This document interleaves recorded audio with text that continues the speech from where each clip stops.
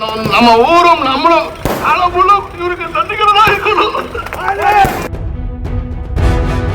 திருச்சி மேற்கு தொகுதியில் போட்டியிட்டு வென்ற முன்னாள் அமைச்சர் KN நேரு காஜாமலை பகுதியில் வாக்காளர்களுக்கு நன்றி தெரிவித்தார். அப்போது அப்பகுதி திமுக பிரமுகரான காஜாமலை விஜய் KN நேருவை பற்றி பேசும்போது உணர்ச்சி வசப்பட்டு கண் கலங்கி அழத் தொடங்கினார்.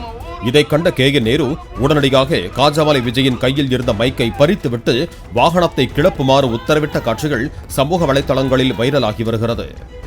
நம்ம ஊரும் நம்மளும் இவருக்கு தண்டிக்கிறதா இருக்கணும்.